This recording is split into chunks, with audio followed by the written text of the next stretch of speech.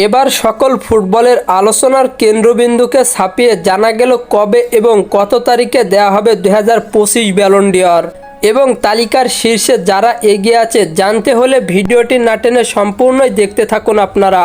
Football বিশ্বের সবচেয়ে মর্যাদাপূর্ণ একক পুরস্কার ব্যালন ডি'অর, যেখানে একজন ফুটবলারের মৌসুম জুড়ে সাফল্য, পারফরমেন্স আর অবদানকে বিবেচনায় এনে বাছাই করা হয় বছরের সেরা খেলোয়াড়।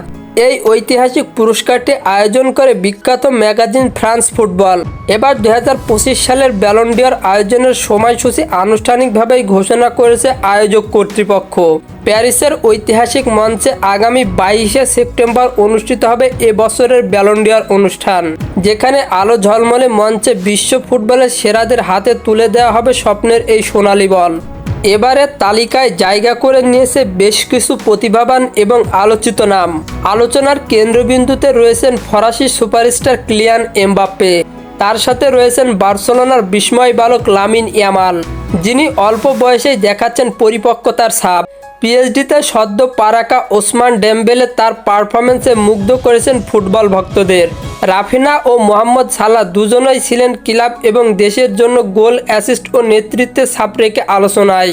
তবে অনেককে অবাক করে দিয়ে এবারে সম্ভাব্য তালিকায় জায়গা পাননি আর্জেন্টাইন তারকা লাউতারো মার্টিনেজ। ইন্টার মিলানের হয়ে দুর্দান্ত একটি মৌসুম কাটালেও ব্যালন ডি'অরের আলো যেন ছুঁতে পারেননি তিনি। এদিকে আয়োজকরা জানায় পুরস্কার বিতরণের আগে একটি পূর্ণাঙ্গ শর্টলিস্ট প্রকাশ করা হবে, যেখানে থাকবে মনোনীত ফুটবলারদের নাম। তারপর এই জুরি বোর্ডের বিচারে নির্বাচিত হবেন ব্যালন ডি'অর জয়ী। প্যারিসের সেই রূপকথার রাতের জন্য এখন অপেক্ষায় গোটা ফুটবলের বিশ্ব। কে হবেন এই বছরের শ্রেষ্ঠ, কার হাতে উঠবে এই সোনালী বল, সব উত্তর মিলবে 22শে সেপ্টেম্বর।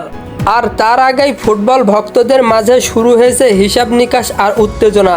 তো বন্ধুরা, আপনাদের জানা মতো কে পাবে এবারের সেরা পুরস্কার, তা আপনাদের মতামত কমেন্ট বক্সে জানাতে ভুলবেন না।